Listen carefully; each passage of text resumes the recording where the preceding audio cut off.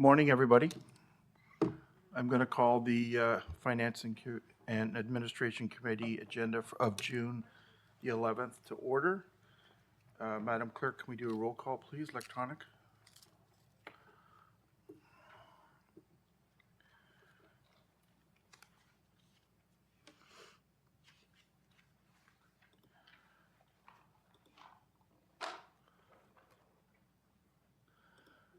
Thank you. Just Councillor Mayor Schumer has indicated that he's away dealing with a family member and a medical issue and may not be able to join us, so we understand that. Any declarations of interest? Being none, adoption of the minutes of the May 14th meeting, moved by Councillor Lee, second by Councillor Leahy. Any corrections, comments, business arising? Being none, I'm going to call the question. All's in favor? Opposed? That item is carried. There's no statutory public meetings. We do have one presentation and one delegation. Presentation first is from the Deputy General Manager, Durham Regional Transit, as well as the Director of Business and Planning and Budgets within the region on emission zero strategy. Hello, Nicole. How are you? Good morning, Chair Ash. How are you this morning? Good, thank you. Good. Good morning, members of committee. I'm pleased to be here today, joined by my colleagues Chris Hornburn, the Deputy General Manager of Transit for Business Services, and Pri Udekhamar, who's the Program Manager, Sustainability and Strategic Initiatives for Durham Region Transit as well. So we're here this morning to provide, and I'm going to see if I can make these work. There we go.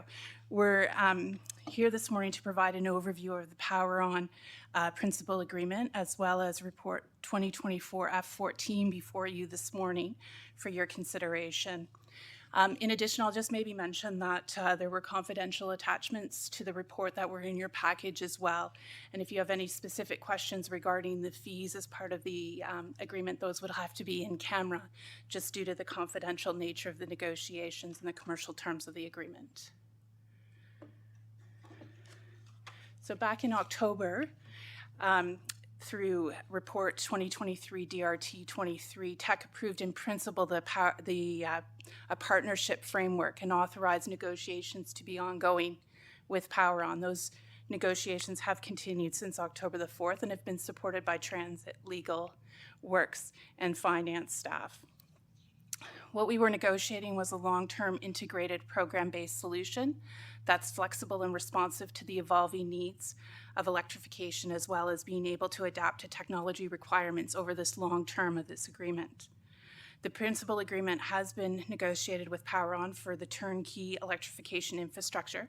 There's three main services that are provided under this principal agreement, what we refer to as EPC services, which include engineering, procurement, and construction, as well as O&M services, which is for the management, operations, and maintenance of the electrification infrastructure. And then the program management services, which are really key because they're the asset management, how the whole system integrates together over time, as well as optimizing the system itself so that we make sure that we're minimizing our energy costs and ensuring efficient charging of our infrastructure to meet our services demands. So in addition to the principal agreement, which is the overall framework of the relationship, the partnership between Power On and the region, there's also what we call supplementary project forms, and those will be negotiated following Council's approval of individual electrification projects.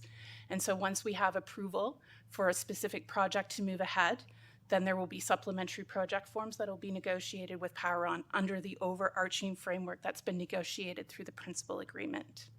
So I'm going to turn it over to Chris, who will provide more details and Pri on why Power On and the benefits of this agreement. Thank you. Thanks so much, Nicole. If I could get the next slide, please.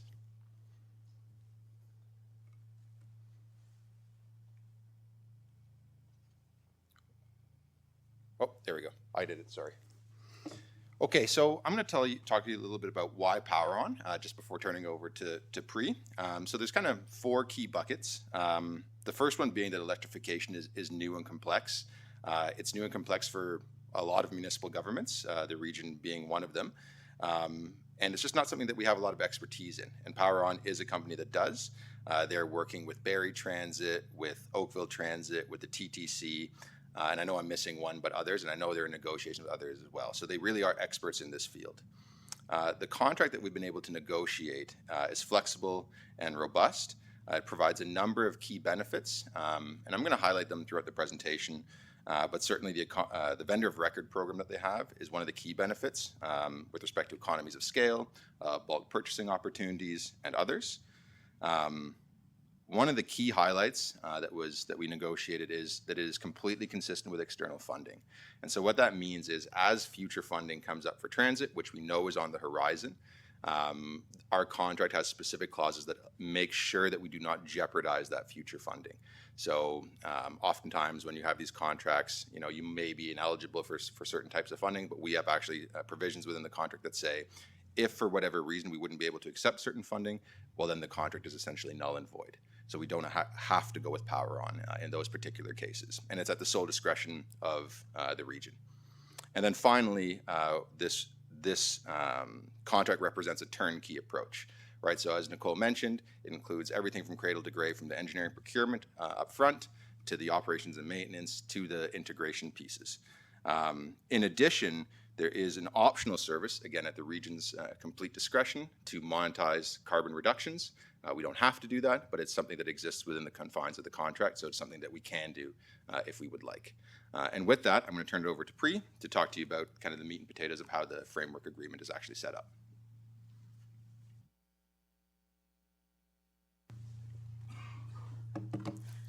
Good morning, and thank you, Chris. Just want to highlight that, further to what Nicola just mentioned, the framework agreement really defines how the parties can work together, but we do need project forms that highlight exactly the scope of work, the deliverables, and the cost for delivering that work. So over the term of the framework agreement, you could have multiple project forms that are executed in order to deliver said program. For each of the project forms, there will be collaboration required, and of course will happen between our department stakeholders through works, legal, finance, and DRT themselves before we can finally execute on that project form. Before executing a project form, we do need to have the budget in place as well, which would then become a supplementary agreement to the main framework agreement. What you see there in the diagram really highlights a stage gate process for delivery of a project on a project form. I'll just highlight the fact that as we go from stage gate 0 or 1 all the way to 3, there is flexibility, and we do minimize the risk of change orders. This is required because electrification is complex. I'll also highlight that at stage gate 3, Power On is obligated to give us a fixed price to deliver that work, and then the following work essentially gets us to the point of construction. On this slide over here, I'll just highlight some of the cost elements. This can be viewed as a cost plus agreement and 4 main buckets in order to highlight what the cost elements are, although we won't get into the details of what the fees are, but that's highlighted in the confidential attachment. The first bucket is EPC services, and there's a pass-through of capital costs. So this is the cost to deliver the work. Power On will be doing this work competitively, and that work, that cost will be passed through to us. There's a Power On labor cost component, which is their labor at cost. So that cost will be billed to the region. That also has a cap on the, there's also a cap on the percentage of the capital costs that they can pass through to us. I'll just also highlight that all of this is auditable. It is something that the region has full access to and viewable rights to. The last part is a construction management fee, which is more the predetermined percentage fee on the capital costs. The next bucket is the O&M services, very much a very similar model. It's a pass-through of costs on the preventative costs and the corrective costs, essentially on the labor, which includes their overhead, and a predetermined fee on the O&M component. On the bottom right, you'll see the program management services. Nicole did highlight what these services cover. This is also a fee-based element, which is based on the percentage of the net asset value that we deliver for each one of the projects. And the last one is an incentive fee, which is actually something that was negotiated into the agreement from the perspective of delivering projects. If as a whole, Power On delivers the project under the budget that we have defined, essentially they would retain 50% of the savings, but the region would also retain the remaining percentage of the savings. I'll just pass it on. The next slide, back to Chris. Thank you. Thank you, Pri. So with this slide, really trying to set the stage kind of for the next one where we're going to try to compare Power On to, say, a more traditional delivery model. So I'll go through a couple of the benefits and opportunities. I mentioned the VOR up top, the Vendor of Record program. But really what this is to our knowledge, Power On is the only entity using the provincial public sector procurement guidelines has gone out and pre-qualified a number of vendors, the same vendors that we would expect to bid on electrification projects within this space. They've pre-qualified them, and so when we execute projects, potentially through this Power On agreement, assuming it's approved, they would go out and then those same vendors would bid on through that VOR program. There's a couple of benefits to that, but in particular, it's this bulk purchasing benefit. So an example of that would be if the TTC is also purchasing chargers, right? They might purchase a lot more than us. If they purchased 1,000 and we want to purchase, say, 100, we might be able to piggyback off that contract, getting a better rate for all of us. In terms of risk transfer and risk reduction, there are cost controls, such as fixed price capital delivery and performance guarantees, and Pri spoke about that a little bit just a second ago. Of course, in addition, we get access to the specialized services and the knowledge that Power On would actually bring to the table. Another benefit of that vendor of record program is schedule compression. That might have benefits not just with respect to timelines, but also with respect to cost, assuming that you can avoid some inflationary costs because you can piggyback and you can reissue items more quickly. There's also more flexibility in overall project delivery. And again, that's part of that stage gate process that was explained. One of the key things when we talk about Power On, this framework approach that we have today, is that when you think about electrification projects, there's a tendency to think about each project individually, but because they're all integrated or should be integrated, Power On has this expertise in optimization of the asset. And so an example of that would be lots of times when you size a particular, say, charging station or asset to meet exactly the need, you're running it at 100% all the time. With Power On, they have expertise to, again, through the VOR, get vendors in that can help us, say, maybe use an asset only to 80%, thereby increasing its life cycle, thereby increasing how long we can maintain it within our own portfolio of assets and reducing kind of the maintenance costs and trying to maintain it longer. So that's a key benefit. And then finally, in terms of knowledge sharing and capacity building, we have the opportunity to learn from experts in the field, and it's something that you can see here, TTC, Oakville Transit, Regina Transit's the one I missed earlier, apologies.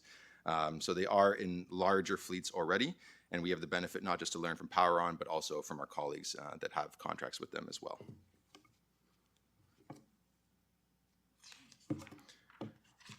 And so then finally, what we tried to do here, and this is a difficult exercise because we have to make some assumptions when we're comparing, say, a hypothetical project led by Power On versus a more traditional procurement model, because we actually haven't gone out and done this RFP to do this model. So we've made some assumptions. I'll walk you through the assumptions we've made, and you can see kind of a typical, or what we think is a pretty conservative cost estimate comparing Power On to a design, build, operate, maintain model.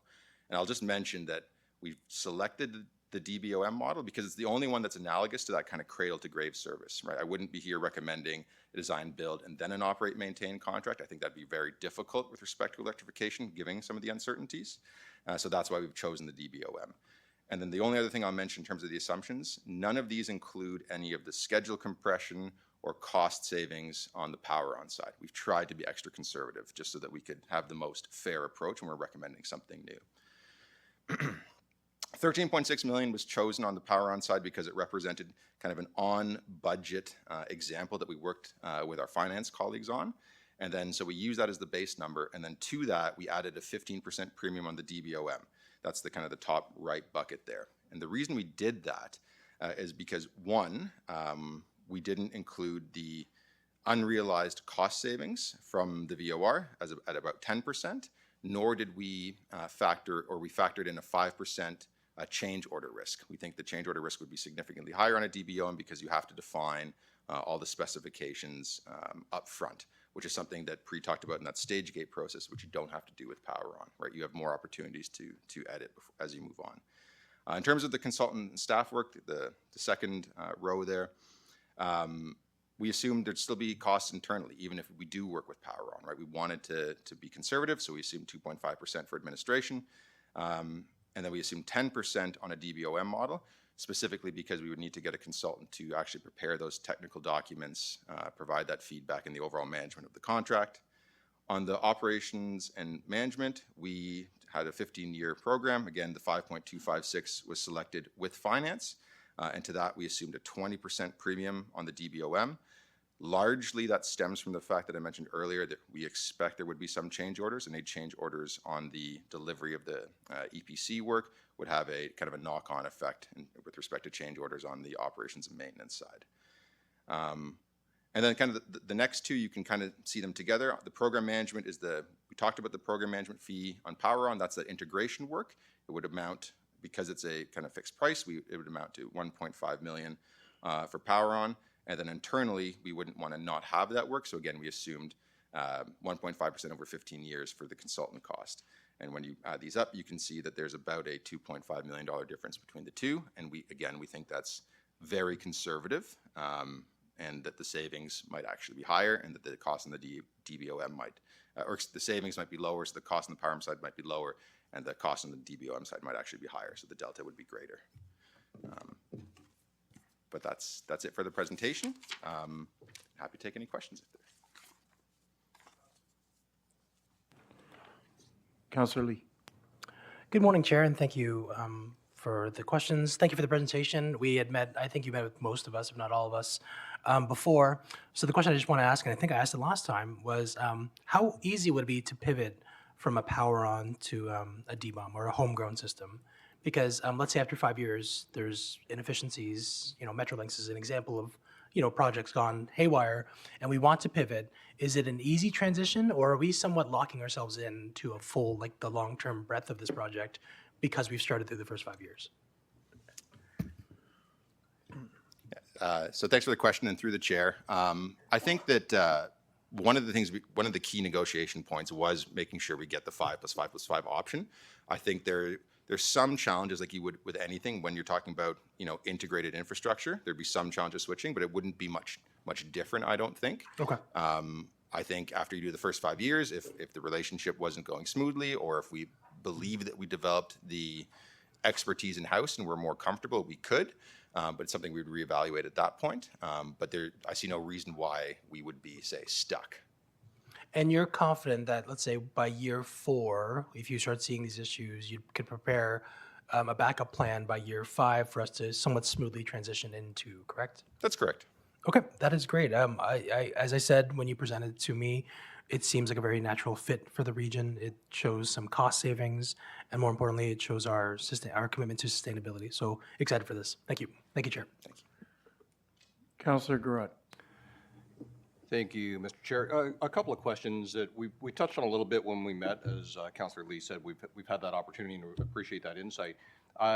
We compared this solution to doing it ourselves, basically with the DBOM model. Are there other players in the market that we've looked at and would be considered as an alternative? Thanks for the question. Through the chair, I think, I'll answer that kind of in two parts. The first one is, I'll re-highlight the vendor of record program. So the exact same people, like if we were to release a DBOM or some type of RFP, we expect the same folks that would bid on that work are also part of that VOR. In addition to that, if we find that a particular vendor isn't, we have the ability to go to Power On, to talk with a vendor that we perhaps would want to bid on work and say, hey, can we see if we can get them pre-qualified as well? So there is that opportunity the VOR is not closed, right? It can be added to. So I would say, yes, there are other players in the space, but we expect them to be part of the model kind of in that third-party way anyway. But no, as far as we know, there's no other players that have gone as far as actually getting this vendor of record program, through the public sector procurement guidelines. We think Power On is the only one in that space. Fair enough, thanks. My second question relates, and it's probably for Pre, on the the types of contracts. So we'd mentioned, I think it was fixed price incentive fee, when we talked a little bit about that when we were meeting independently. They can be kind of complex to implement. Can you just go in a little bit deeper about how, if there is a fixed price set, how there's incentive where both the vendor and the region might benefit? So I think that's what you've got, right? Check when you, the look on your face is going, did you follow it? So we have a fixed price contract, but it's a fixed price, and then you made reference to the incentive fee that goes with it, where we're doing a 15-85 split, I think is where you went, wasn't it? Right. So through the chair, thank you for the question, and I'll respond. So the fixed price is set at stage gate 3, where it's we determine the budget to deliver that work. Once we go ahead and actually deliver the work and expenses are incurred at the end of the project at time of commissioning, we then determine or view how much we've actually spent. Any remaining savings are then applicable through the incentive fee. And so while we may determine a budget upfront, again, it's a cost plus agreement. So we know exactly what, through the capital cost delivery, what the vendors are bidding, that is then put through. We know exactly what the percentage elements are as well. There is a contingency aspect to it as well that makes up the full approved budget. Once we get to the final stage of completion and we have a final cost for that work, whatever the difference is between that, if there is a difference, is then applicable through the Fair incentive enough. fee. It just shows these type of contracts are complex as heck to manage, so if you can stick handle your way through that and actually demonstrate that there's savings by using this particular vendor, then it's a big win for everybody, quite frankly, for the vendor and for the region itself. So I appreciate that. Thank you. Thank you, Mr. Chair. Councillor McDougall. Excuse me. Thank you. Thank you for the presentation, guys. Again, as Sterling and Bruce indicated, we met previous to this, and you answered a lot of questions. If I remember correctly, I think that there was some buying power by going with this option that the region would participate in. So, i.e., if there was 200 chargers bought and we needed 20 of them, we would be looking at receiving a greater discount in the pricing over just ordering 20 directly ourselves through the DVOM model. Is that correct? Through the chair, yeah, that's essentially correct. It's not. It's the fact that there are other transit agencies that have agreements with PowerOn, the TTC in particular, being a very large transit provider, and so if they were ordering some amount of chargers and we had a contract where we needed to order a similar type, probably close behind, we could piggyback off that contract, so we would potentially get some savings with respect to schedule compression and inflationary costs, as well as being able to say, hey, instead of just buying 20, which might be at a certain price, we might be able to get, better pricing, saying just make it, 220, and using your example. Okay, and then further, if I understood correctly,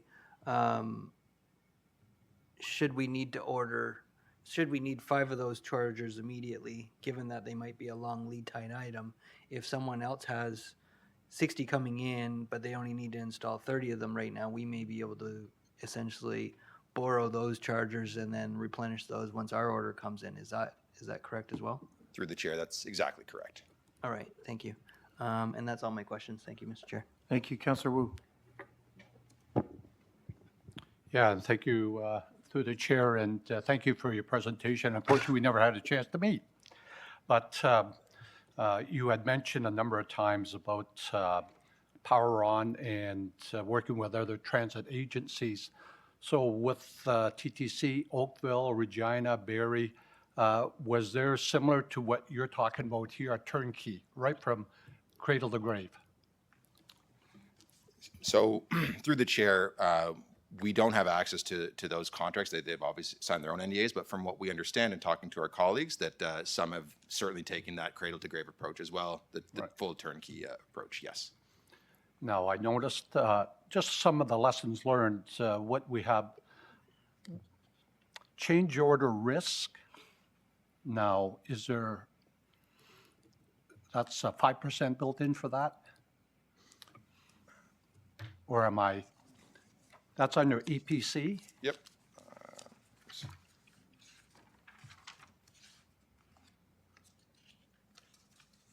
Apologies, I'm just pulling up my slide. But I believe you're correct in that we factored in Yeah, that's correct. So we factored in a 5% premium on using a DBOM model specific to change order risk. That's correct. Okay. 'Cause I'm looking with the expertise that you have, unless the change orders would more or less come from the purchaser, it'd be Durham Region Transit. Yeah.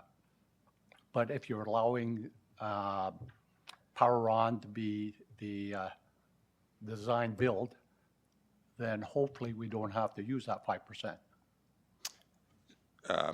Through the chair, the 5% that we factored in there is specific on the the design DBOM build. model. It is not on the Power On model. Right. The stage gate model that pre-described, where we have the opportunity to go to them and kind of refine the scope and make sure, you know, what we have is what we want, you know, including, you know, how quickly the market in terms of EVs are changing and those types of things. That is what would reduce that risk. That's why we didn't factor in a change order risk on the Power On side, only on the DBOM side. So I think, if I understand your question, I think that's It's right correct, in yeah. there within the 13.6. correct. Okay. Thank you. Thank you, Councillor. Thank you for the questions. Appreciate your presentation today. We are dealing with the report shortly, so appreciate your comments. We do have one delegation. Just to inform council, we will be going in camera at some point because there is a report that has to be dealt with in camera. Mr. Glass, welcome to our chamber. Durham resident speaking about property taxes. And Mr. Glass, you have 5 minutes. I understand you have a slide presentation as well. Yes, I'll just ask the gentleman to next slide as we go. Okay, you're up now. All right. All right, there it is. Thank you very much for having me, and I appreciate all the work that each of you do. We all know the headlines. You can see them here. Unsustainable spending and property taxes was why I'm here today. Next slide. I'm not here today to fight against you.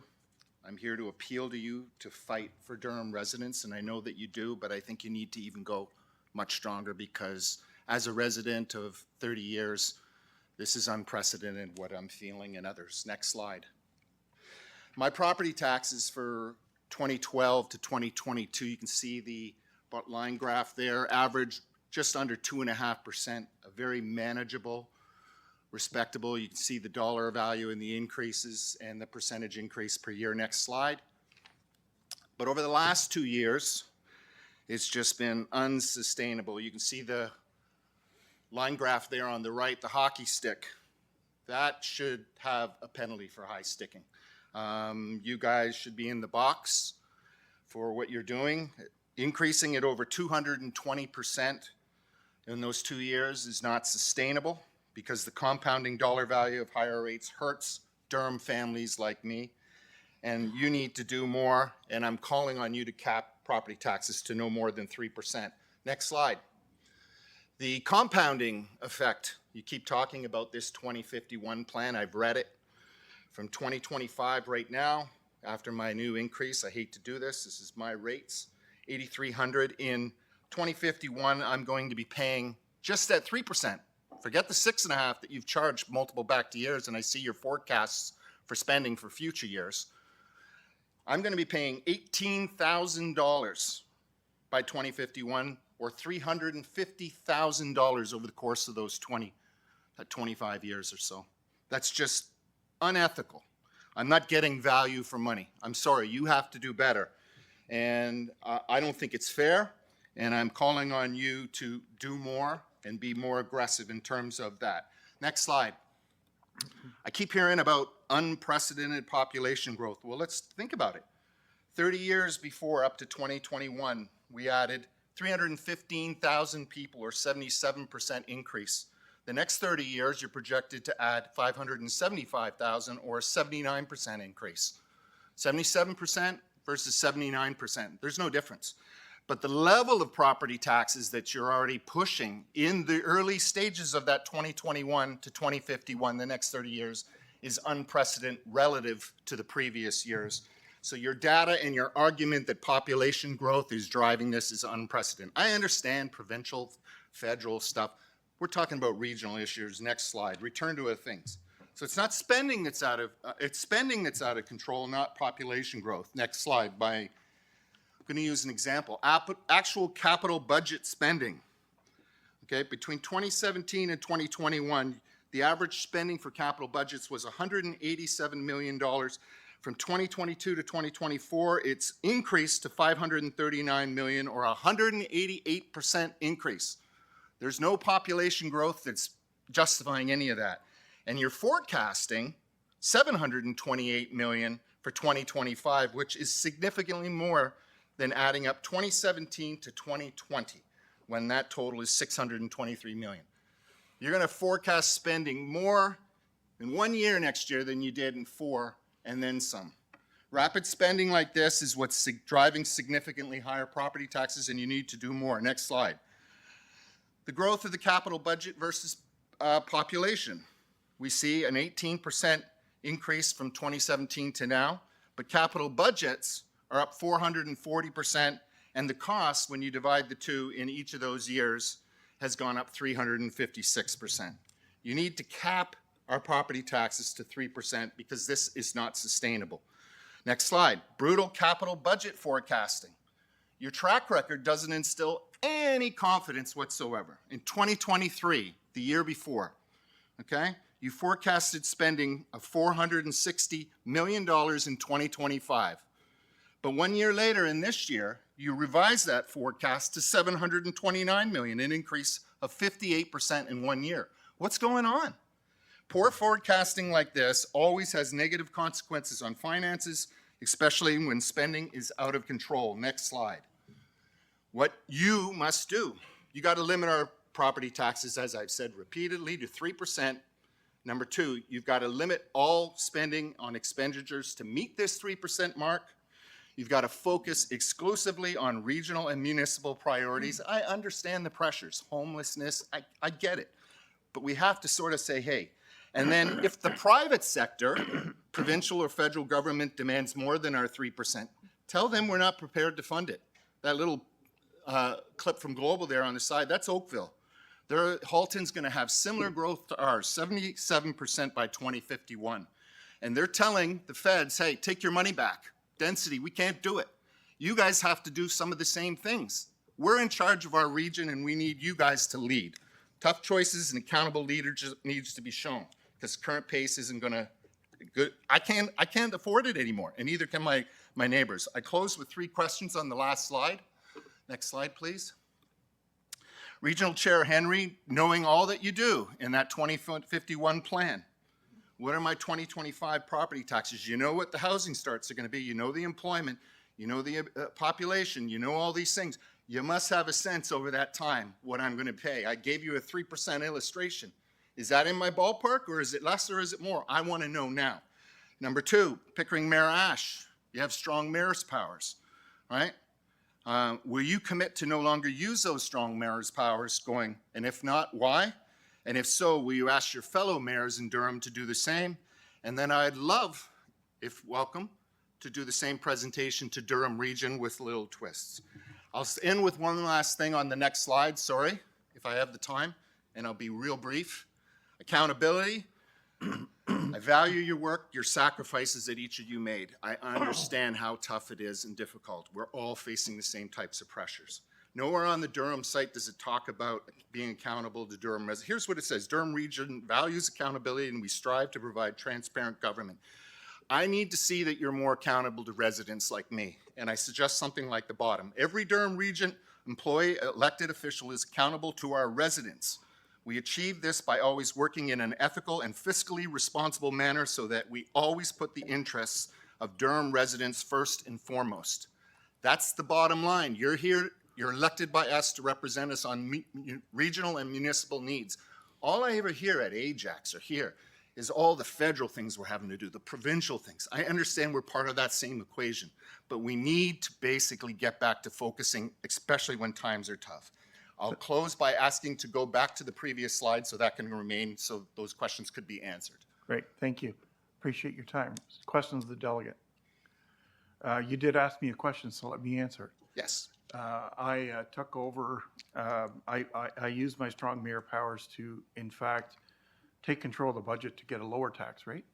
And my direction was 3.99 for this year. My direction for next year is 3.75, and my direction in 2026 will be less than 3%. Contrast that to the council-driven increase, and you'll see that Strong Mirror's budget is lower tax increase than those that were driven by council. So that's the answer to the question. Chair Henry, he did ask a question. You don't have to answer it if you don't want to. No, thank you. You're on. Thank you. Oh, no, you're not on. You are on now. Thank you for the question, and I appreciate you being here. And I would appreciate seeing you taking your passion to the local MP and the MPP. So I'm going to start by saying what some of our challenges are and where we're going. But council has given me direction to deal with the federal government on a number of cycles, including the challenges of mental health addictions and homelessness. 5 years ago, we didn't have these challenges yet. It is a major part of our budget. This year, $117 million. Property taxes were never designed to pay for the challenges of mental health addiction and homelessness. And without a national plan, a strategy going forward, you can't build a house if you don't have a plan. And yet we have no leadership, and they dump on every municipality in Canada is dealing with the exact same thing. So if you're having the same problem from coast to coast to coast, then it's a crisis, and the federal government needs to address it. Because I'm also on the record saying that municipal property taxes cannot pay for this, and they will drive communities into bankruptcy. Council has given me that direction. You also need to know that recidivism, the cost of managing people that have been released back into the community, represents 23% of our police budget. These are people that our police officers are responsible for managing because the court system decides that some of these habitual criminals are being released back into our community and they have to be managed. 23% of our police budget is $40 million, approximately. That is a challenge where the judicial system across this country needs to address the challenges related to how the system is working and failing, and we all know that there's a challenge. It saddens me that we are abandoned by the other levels of government, and the best example I can give you is Bill 23. Bill 23 cost the region of Durham $58 million in our last budget cycle, and it did not cost another municipality in Ontario a penny. And then because of the advocacy of this council, working with the province, they've revoked that. But the cost of that bill is still there. We will, each and every day, continue to fight for the funds that should come to us from the other levels of government so that the property tax burden doesn't continue to grow at the rate it did. But if they don't manage the judicial system, then the challenges of continuing to hire police officers to manage a program that is broken doesn't work either. And I agree with you that it's not sustainable. And normally we don't go back and forth, but Chair, Mr. Glass has a question. I'm going to do my best. Yeah, I'm not a difficult person. I'm not here to be a crazy hate. No, I appreciate that. Two things with respect to speaking to Mark Holland and Patrice Barnes. I pass these same types of concerns. There isn't a type of forum like this unless they have something in Toronto or in Ottawa, but I'm just not disposed to do that. I guess what I'm asking you in the question is worst case, best case, percent over the next 26 years. Well, I would aim, I'm a taxpayer too. Yeah. So is my family, so I understand those difficulties. Managing the challenges we have a report tomorrow coming that talks about asylum seekers. Property taxes were never meant to support asylum seekers. And So worst case. worst case is we've got a difficult decision to make, and one of those decisions is in tomorrow's committee of the whole budget, but I can't. Is this optimistic, what I'm saying, 3%, that 2051? I'm going to say optimistic. So it's going to be more aggressive than that? We're as aggressive as we can be with the other levels. No, aggressive in terms of, instead of 17 by 2051, 17,000 in property taxes, I could be bucking up 21,000 with the compounding. Yeah, you know what? If I had a crystal ball, I would do better. My challenge and this council's challenge is, as long as we continue to have to manage things that property taxes were never designed to pay for, we have a challenge. And I'm glad that you took the time. I'd be curious to see what Mark Holland said. Well, I get a, sorry, I don't want to sound cruel, but there's a good dance, you know? You're pretty good too. But you know that we've, I'm just saying, I'm speaking reality. I'm giving you hockey sticks. That's the nature, and nothing should ever trend that quickly, that aggressively like that. so if we could get full cost recovery for asylum seekers, mental health and addiction, and the challenges that we're having that property taxes shouldn't pay for, I'm very optimistic that what you are thinking could be a reality. But unless the federal government is going to finally create a national program to deal with this, then every municipality is in the same situation as we are. And it's wrong. So will I continue to do what I can? We have written the federal leaders and asked them to sit down with us. The mayors are involved with the large mayors group of Ontario that is asked to meet with them. I'm a member of Marco that's asked to meet with them. I'm part of the GTH mayors and chairs. And you know, when we write the prime minister and the leader of the other two parties, the three parties that have the, you know, the ones that we deal with on a regular basis, they won't meet with us. They won't talk to us. They don't want to understand the challenges of property taxes, because you're paying your property taxes after you pay your income tax. Yeah, I understand. And, you know, the government takes 40% what you make, and what they leave you with, they expect you to pay your property tax. So am I optimistic? They don't want to hear us. We've tried to organize a roundtable where they sit down and say, we've got to have a plan in place because this country cannot afford the direction we're going now.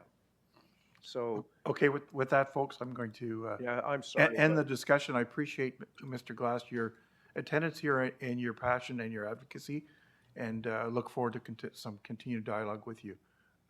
Councillor Lee. Thank you, Chair. Thank you, Mr. Glass. Mr. Glass is one of my residents. So his last request was to speak to Regional Council. What is the procedure to allow that? Is it just a vote of this committee? Yeah, a referral from council. Okay, so I'd happily move that. Moved by Councillor Lee, second by Councillor McDougall, that Mr. Glass be recommended to be heard at Regional Council. Please. Debate? Being none, all those in favor? Opposed? That item is carried. Thank you, sir. Appreciate Any your other time. questions? No, that's it. Thank you. Again, I appreciate your work, and as you're going into all your planning and decisions on key things, especially later this summer, keep me in mind. It's a shame that we're not seeing more, but there are many people who are very concerned, just like me. Great. Thank you for your time today, sir. Okay, folks, we move through our agenda items.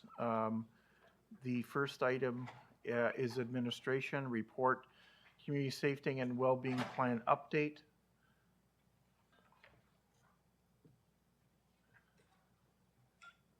There is a recommendation, a business plan and, oh, I'm at the wrong one, sorry. I hit the wrong one. The recommendation is received for information. Moved by Councillor Leahy, second by Councillor Wu. Questions, comments, debate. Councillor Leahy. Thank you, Chair Ash. So just quick question. So I'm just surprised that we only got 18 applications for the first stream. Do you think there's not as much demand out there, or is that there may not be enough awareness? That didn't seem like a lot, but maybe I'm misinformed. CEO. Thank you. I will ask our manager for Community Safety and Wellbeing to respond to that question. She managed the process. I'm not, I might have to project. So thank you for the question. Yes, it was a bit surprising to only receive 18 applications. I'll clarify, that was 18 applications in total for all 4 streams. 11 applications were received for stream 1. They were for higher program amounts though. So likely agencies that felt that they were in position and had capacity to implement programs for up to $300,000, which was the upwards limit for this fund, for this particular stream. Those were the ones that elected to apply. Okay, so just supplementary to that through the chair, I guess it's, so is that, are the funds exhausted? Is there more there? Are we expecting more people to become more aware that they're going to apply? Like I would just, again, with all the challenges we see, I figured there'd be more people interested. Yeah, the funds are not exhausted as yet. We are still going through the selection process for this first round of applications for this particular stream. So no funding decisions have been made as yet. And 2 other streams are currently open as well. So those are for organizational capacity strengthening activities and for advocacy and public awareness activities as well. So folks can still submit applications for those streams. And stream 4, which is for resident-led work, will also be opening in the fall. Okay, all right, thank you. Further questions? Being none, I'm going to call a question. All those in favor? Oh, I'm sorry. I'm going to rescind my calling of the question. Councillor Wu, you did get under the wire, so my apologies. Stuck in there. Thank you, Chair. And again, within the report speaks about social isolation, and one of the areas that's covered, it speaks to transportation, and that in section 4.5 of 4.6. When you look at the size of Durham Region, and I look at our northern municipalities, Brock, Uxbridge, and Scugog, certainly Clarington is very large and has a very large rural component, and we have older adults. Are we doing, in my opinion, a good job in getting some of these, basically I'll call them shut-ins, to get them out? And in fact, yesterday I had a call from a resident, and the on-demand service, great. Certainly bus service, we can't cover, and I've used the term with her, you know, I mean, if we do, and we did get the bus service back into Newcastle, but it's a case of use it or lose it. But we have the on-demand, but there are cases where people are waiting and the ride doesn't show up. And we're talking about the elderly and trying to get them out. So what are we doing here? I mean, I see here, you know, get moving with on-demand workshops and all this kind of stuff. But when people call in and say the system's not working, what are we doing?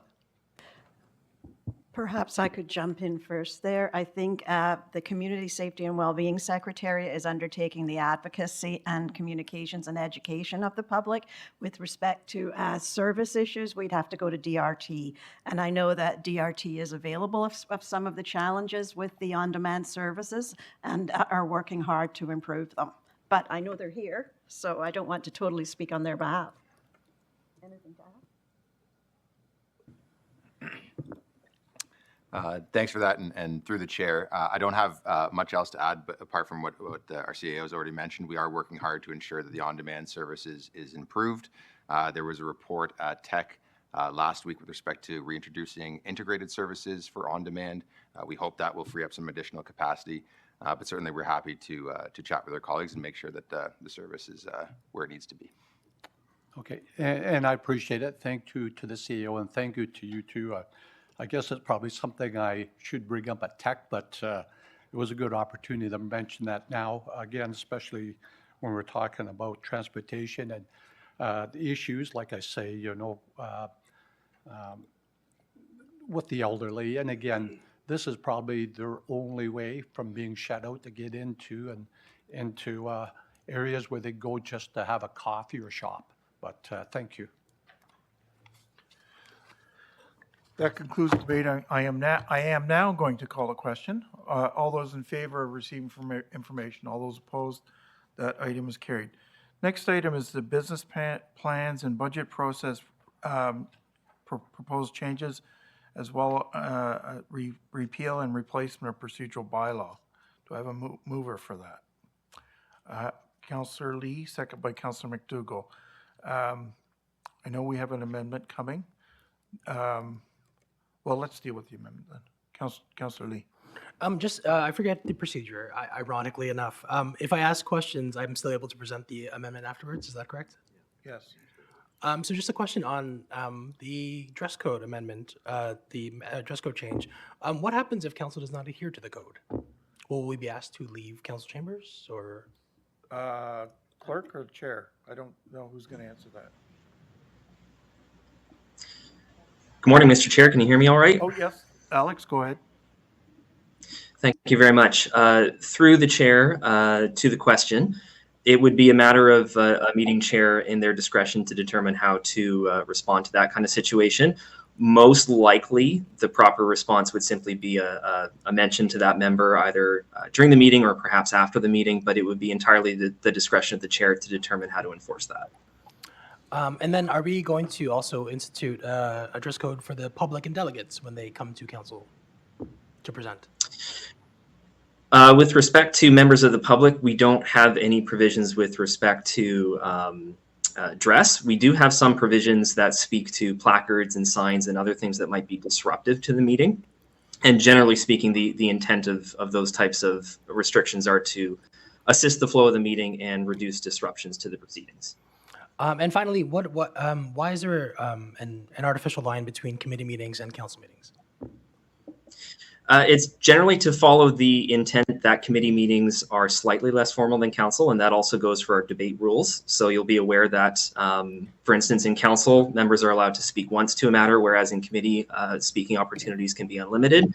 Really, the intent was to try to mirror first what is in staff's dress code policy, which is an administrative policy and does speak to appropriate attire for staff at meetings of committee and council.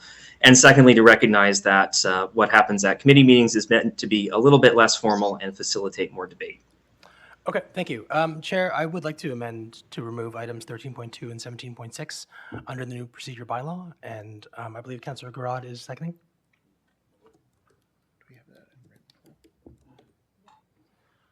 There's a motion to amend the attachment to the procedural bylaw to delete these sections as noted, moved by Councillor Lee, second by Councillor Garrod. I think, is it up there? No, it's not. And may I speak on it just very quickly? Yeah, are we putting it up? There we are.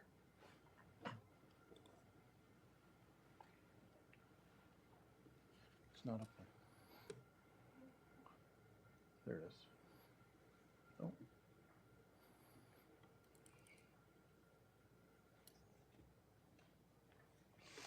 Councillor Lee, you can proceed with. Thank you, Chair.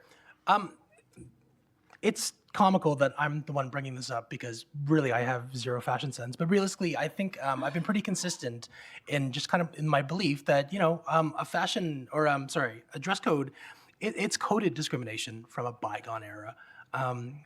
Formal business hasn't existed since the early 2000s.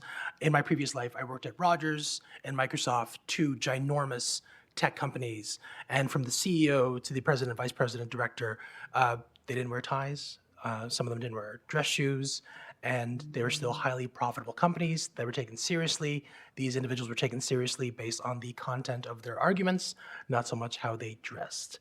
COVID changed the way we do business as a whole, and I believe, the clerk had mentioned that this is what's we're doing with staff. I'm happy to move an amendment down the line to change the staff dress code as well, because how we dress does not dictate how we do business. And the reason I know that is the past 2 years, this council, since we haven't had a formal dress code for 2 years, we've debated very serious topics like the police budget and homelessness and shelters. And not once did I get a single complaint being like, you had a good point, but you dress like a bum, right? And I probably did dress like a bum, admittedly. Also, our dress code, doesn't factor in any cultural, medical, or special occasions. I believe Mayor Foster wore a hockey jersey once, and it was all in good nature, and there was no issue with that. We proceeded with business. I wore a Christmas sweater, I think 3 or 4 times, and it was met with applause. In my recollection, they were that great. But my point ultimately is it doesn't change the way I do business. In fact, I would argue in some of our long budget meetings, it would be much more comfortable if we didn't have to wear high heel shoes. We didn't have to wear ties, and we could still do the business of the day. So it's a weird thing to plant a flag on, but I just think we need to start modernizing the way we do business. We do it now. We offer virtual meetings, virtual accommodations. I think this is the next part of that. I think clinging to these inside baseball rules, I call them, they don't do anyone as a service. And I think if truly some of us are not dressed appropriately virtually or in person, then by all means, the chair or the CEO can have a conversation and just let them know. But ultimately, we are all adults, and yes, my wife dresses me, so I have a bit of a leg up. She's but the one to blame. Yeah, but I think I just think it behooves us to set that higher standard for ourselves. And like I said, if I didn't realize staff had these limitations, I'm happy maybe another meeting to change that or to look into that, because I don't think our constituency cares. Our constituency cares, like Mr. Glass said, about property tax and property tax increases, not how we look or dress. And those are my 2 cents. Thank you, Chair. Thank you. I think the clerk mentioned that it was an administrative procedure, which would be the preview of the CAO rather than the council. So, Councillor Leahy, are you speaking to the amendment or to the? No, well, I'm on the amendment, so. On the amendment. Okay.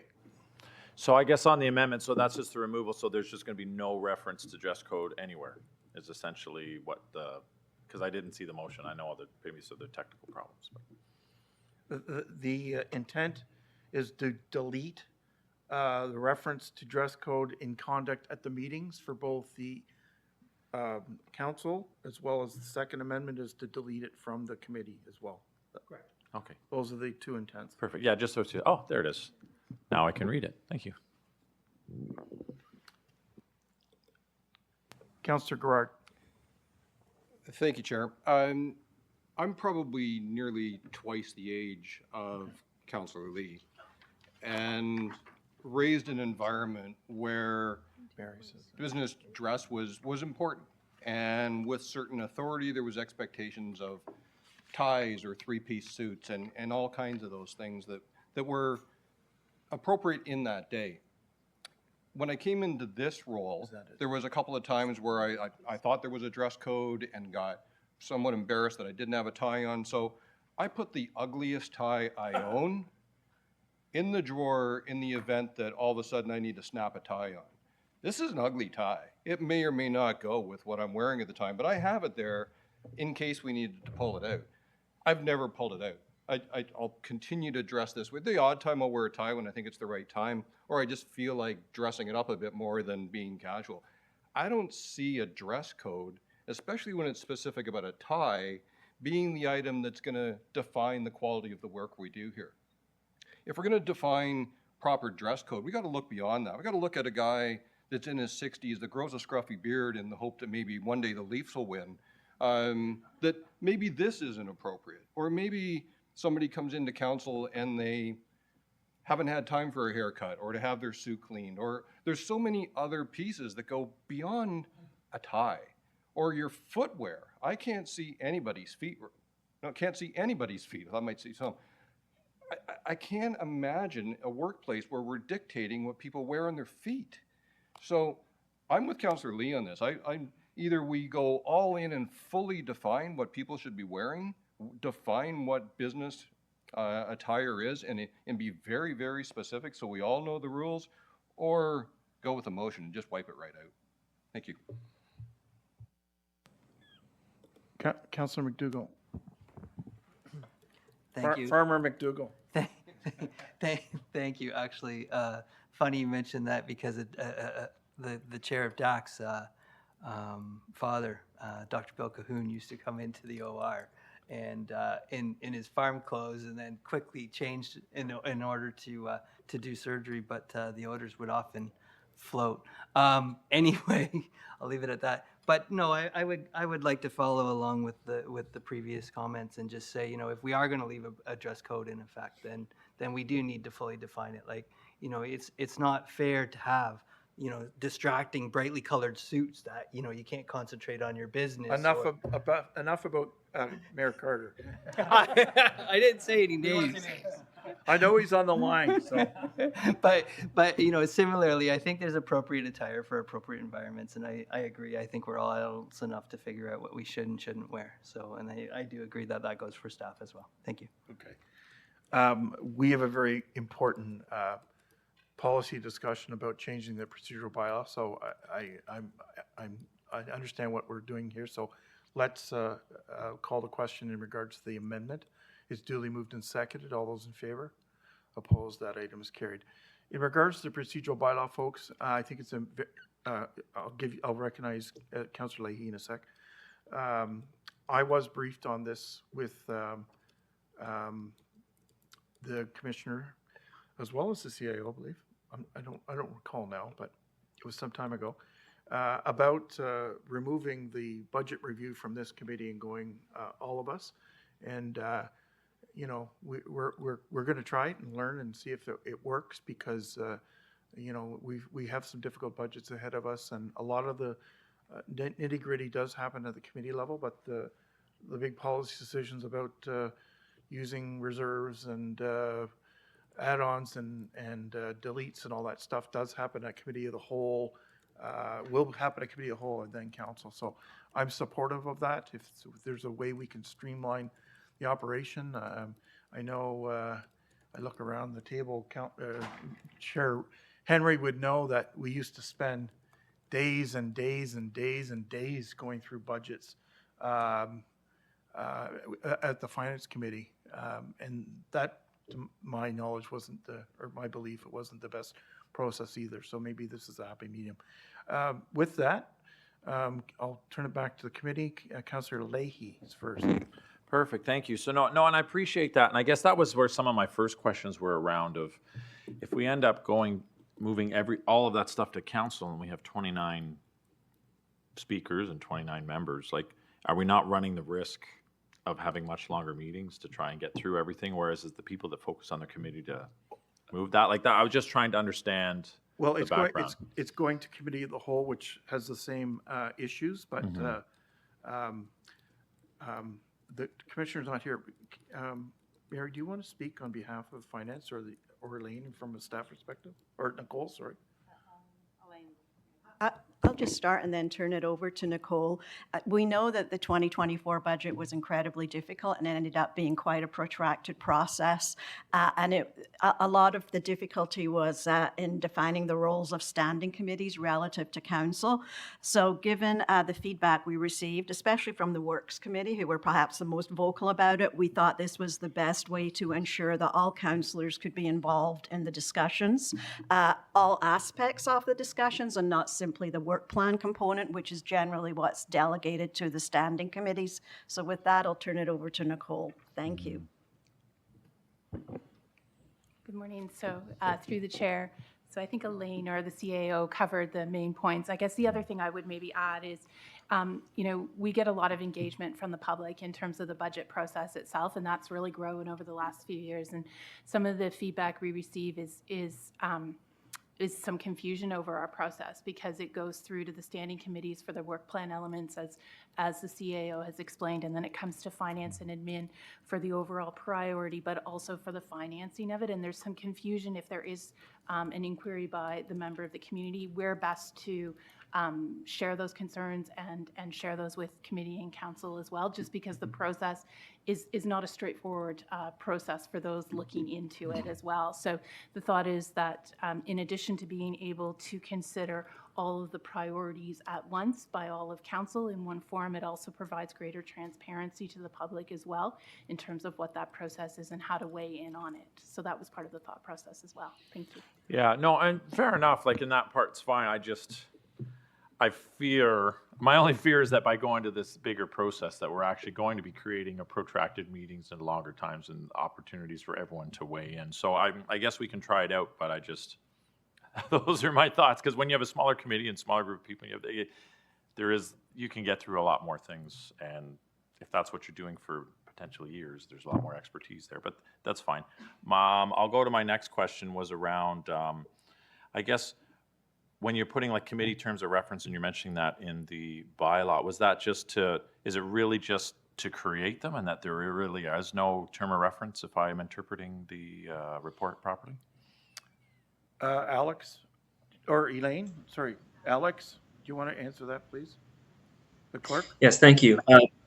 Through you, Mr. Chair, that's exactly correct. We were looking at our mandates and rules for committees and realized that we actually did not have written terms of reference for the standing committees of council. And it was time to codify that and make sure it's captured in our procedure bylaw. All right, so that's really the only significant change. It's not really to make any changes. It's just to write down what's understood. That's correct. Yeah, nothing within the terms of reference changes what matters go to which committee, other than establishing that the budget and business plan processes will go through committee of the whole. Okay, no, appreciate that. My next question was around the, again, notices of motion and changing that procedure. So you're saying, like right now, it can really go to the appropriate committee or anywhere else, but now we're saying we want all members' motions to come to COW, and that's where every motion is going to go, unless it's on relevant to the committee you sit on? Through you, Mr. Chair, just to clarify, the current practice is notice of motions that are submitted by members go directly to council. And what this is proposing is instead they would go to committee of the whole. So we don't typically take members' motions to standing committees unless a member raises it directly at that committee. This would be taking the notice of motion process and moving it to committee of the whole, which should have some of the benefits that are outlined in the report. Yeah, no, I get so. And then they're saying if it's time sensitive, you still have the opportunity to suspend the rules and bring it forward at council. Is there another way that we could potentially do that? Like, I'm just trying to think, I'm trying not to limit people's options, I guess. If, for instance, a motion was brought to committee of the whole and it was preferred that it be addressed at council, it could certainly be referred by committee if they don't feel that they're in a position to make a determination on it at the committee of the whole meeting. But the intent here is to move that process to COW to create a bit of extra time between the deliberations that occur amongst council members and the final ratification. And in the event that something time sensitive does occur, it's always within council's ability to suspend the rules to add it to the agenda. All right. Okay. No, I appreciate the answers. Thank you. Thank you. Councillor Lee.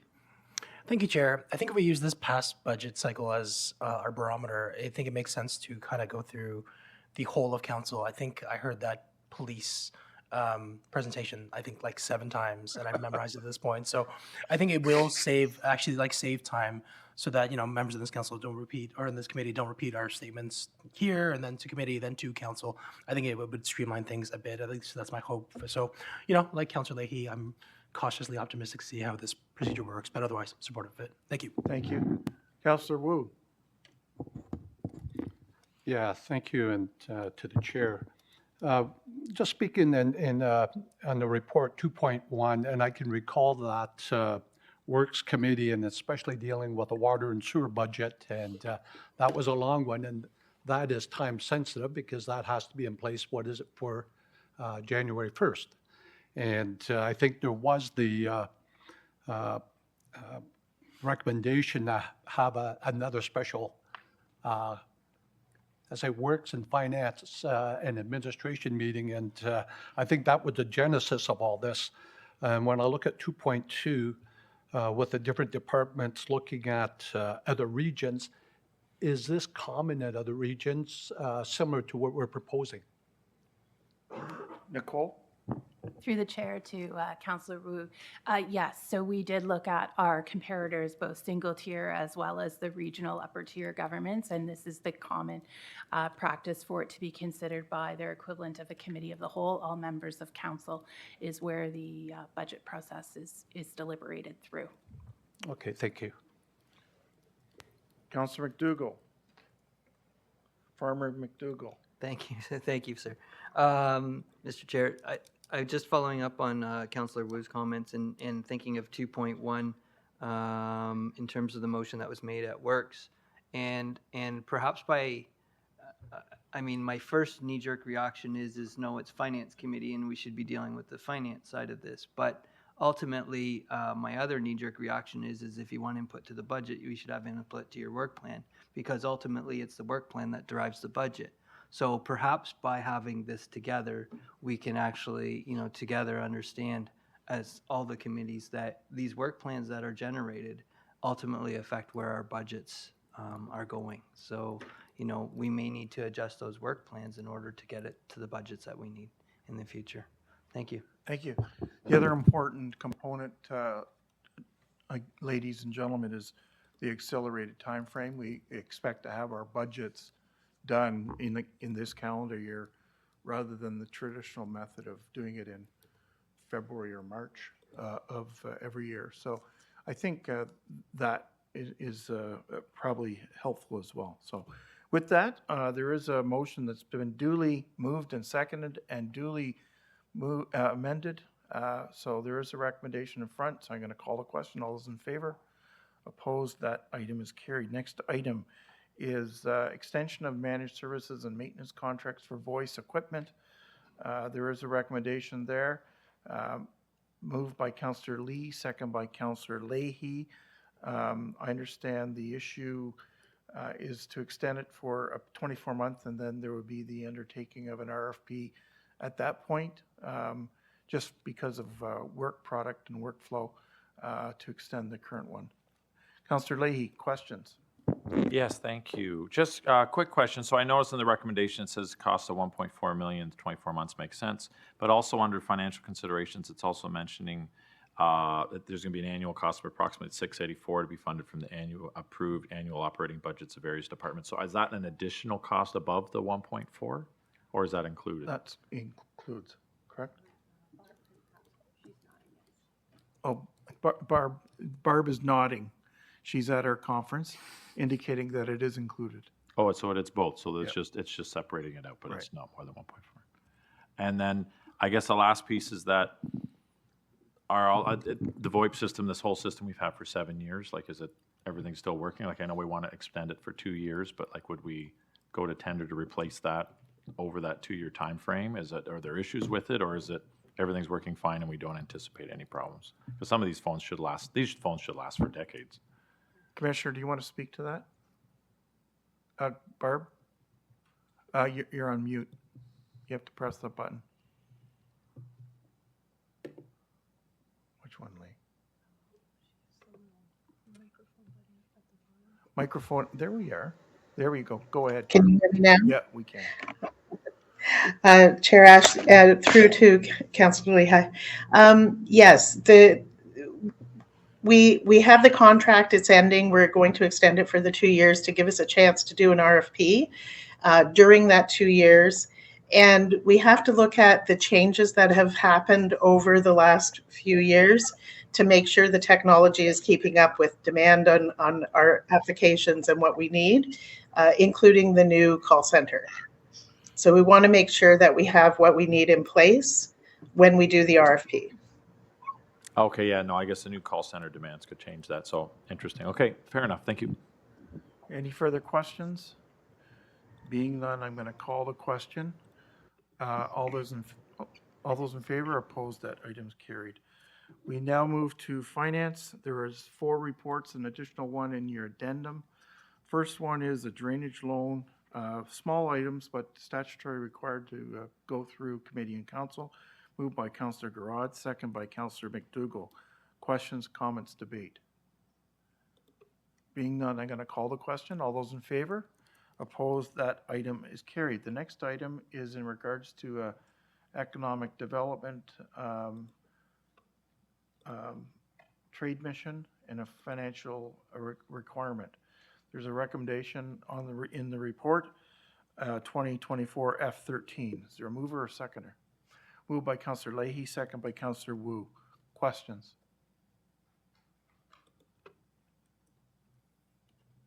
Being none, Councillor Wu, you got under the gun again. Well, I'm flipping pages here, looking at my, Follow the bouncing Notes. ball.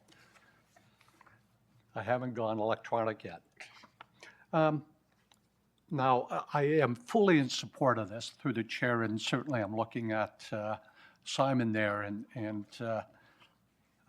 certainly to get the exposure, and if I'm not mistaken, it's also in 2025, Canada will be a partner country, and I think that's very important.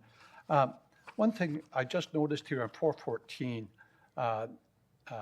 NGen is offering $10,000 reimbursement grants to participating businesses.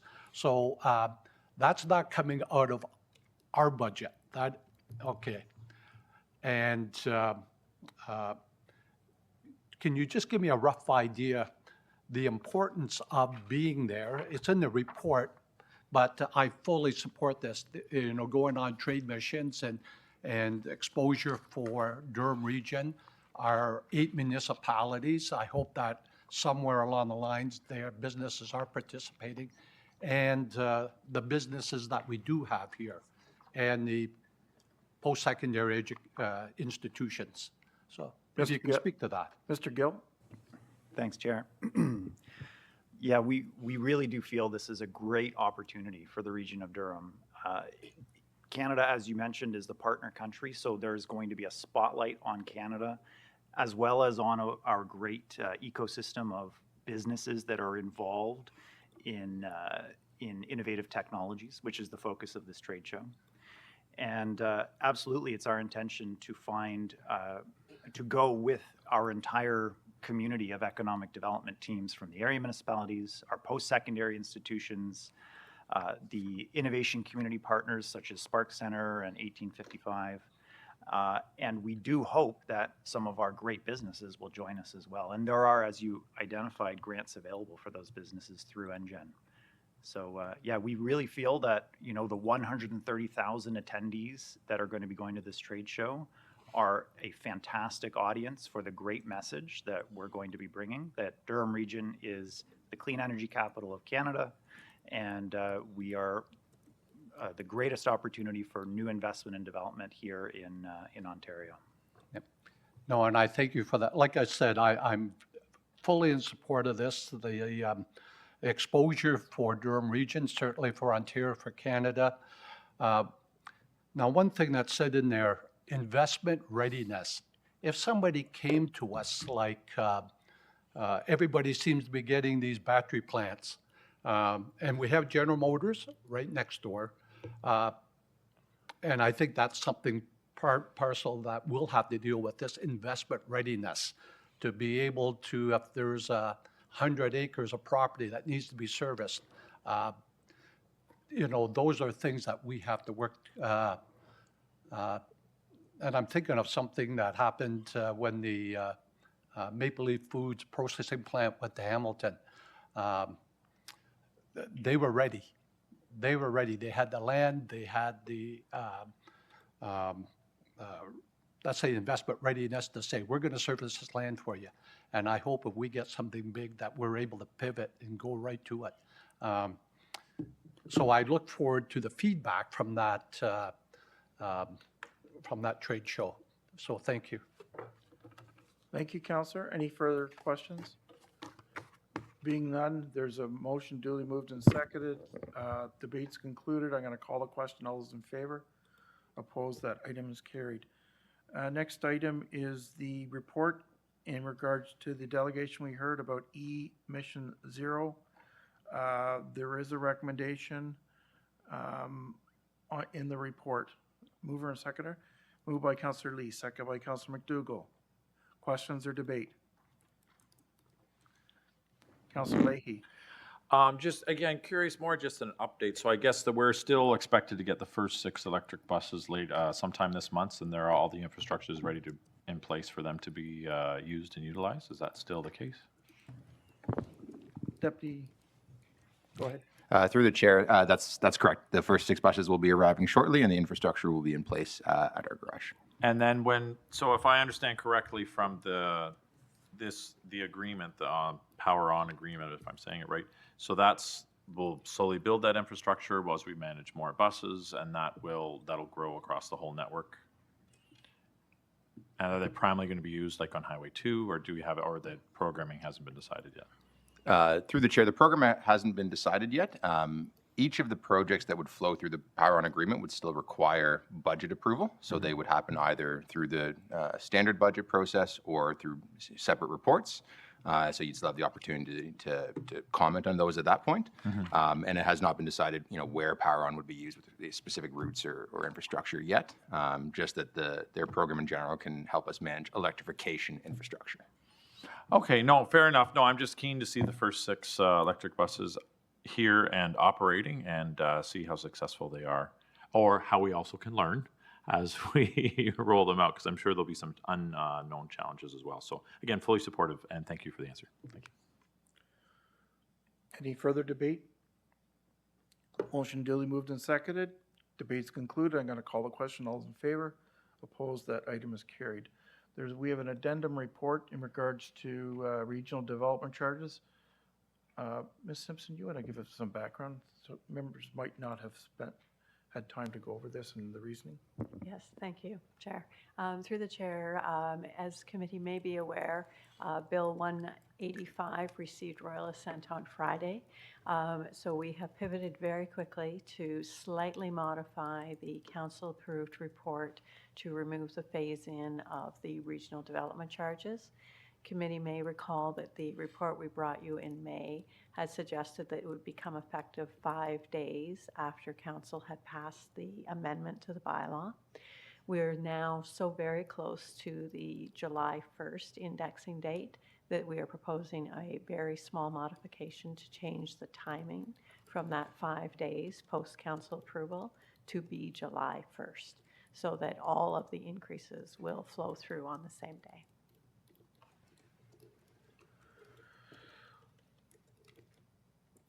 Sorry, I don't think do I have it on the floor yet? No, I don't. Okay, moved by Councillor Leahy, second by Councillor Lee. Debate. Councillor Leahy. Lee or me? Sorry, Leahy. Oh, okay, Sorry. good. Sorry, I am listening. The marbles in my mouth. Yeah. Fair enough. So, okay, this is like really good news, and I appreciate that at least the province was able to make the adjustment on this one. No, we did lose a little bit of money, that $58 million. So do we have a sense of how much we will recover or not lose moving forward after July 1st? So I guess all development charges, so any application that's done after July 1st, they're going to all be at the fully 100% rate. Is that my understanding? Plus the indexing, correct? Yeah. Ms. Simpson. Thank you. Thank you for the question. Yes, some of the exemptions and discounts will still continue. So the discounts around the rental, as well as the new exemption for affordable housing, which actually began on June 1st. The bulletin has now been released, and we're working very cooperatively with the area municipalities in terms of understanding how that process will unfold. But the bulk of the loss of development charge revenue was certainly linked to the phase-in, and we're now able to return to full rates.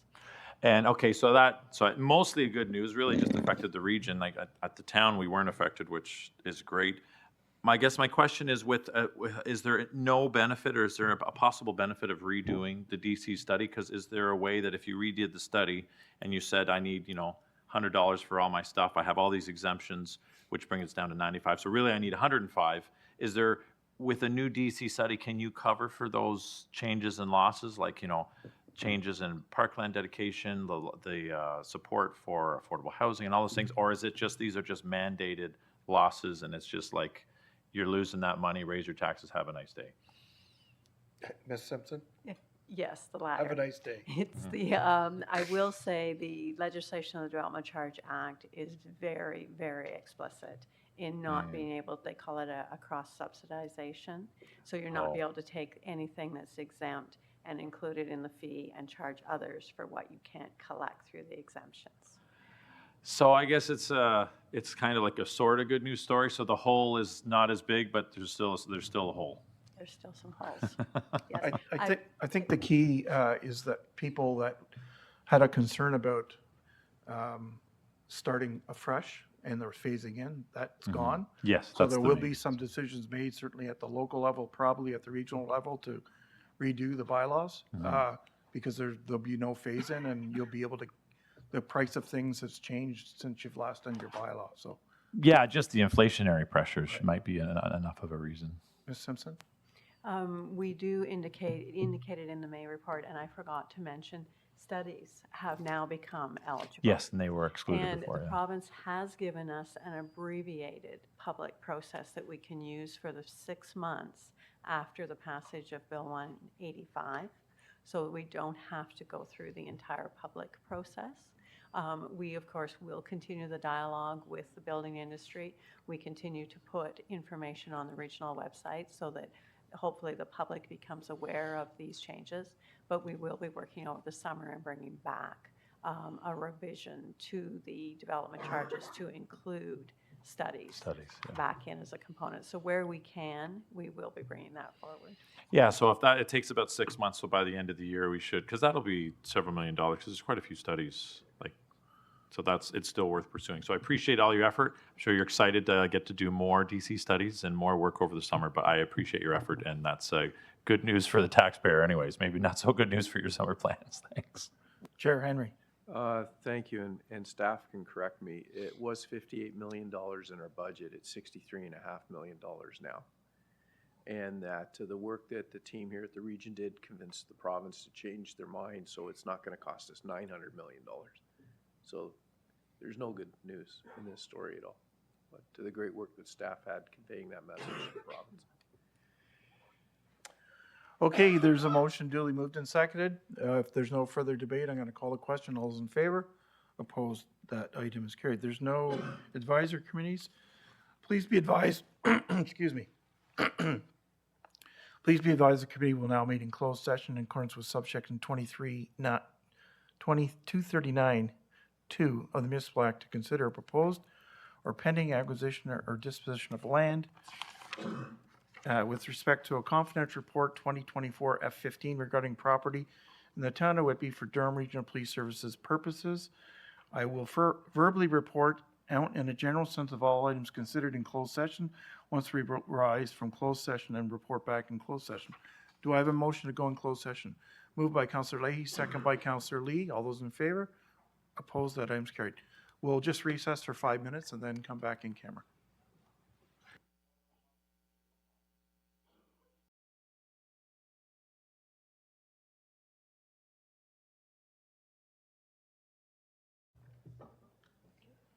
So I go option 1, but I don't reference anything in there.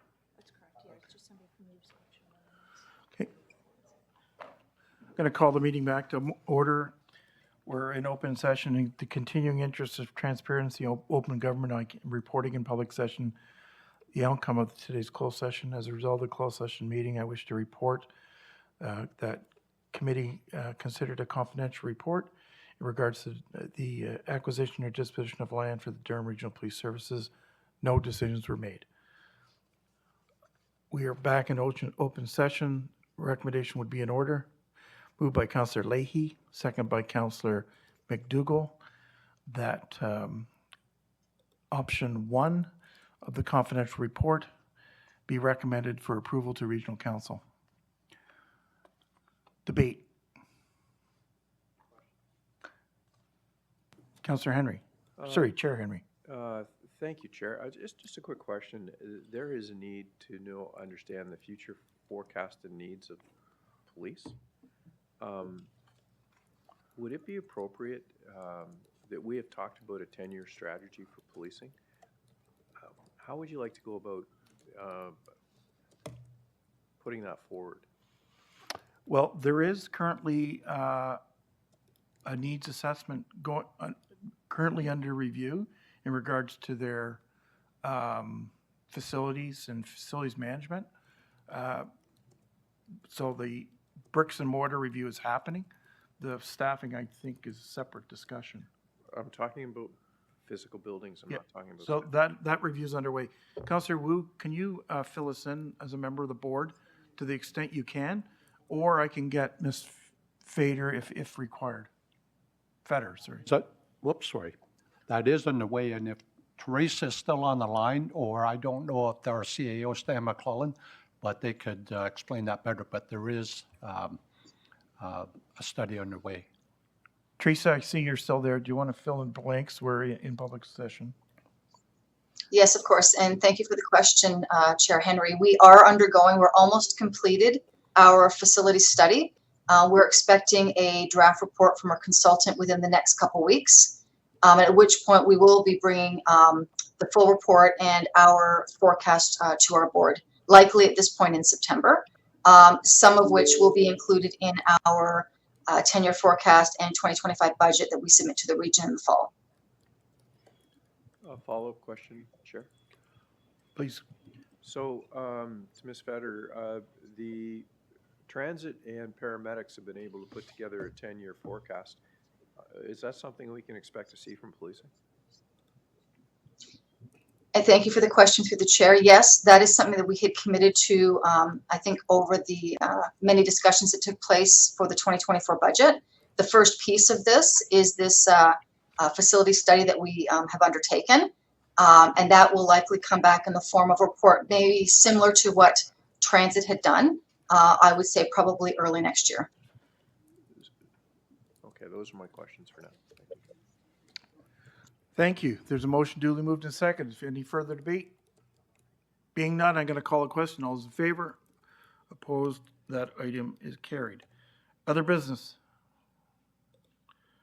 Date of the next meeting is Tuesday, September 10th. Seems so far away. I'm going to miss you guys.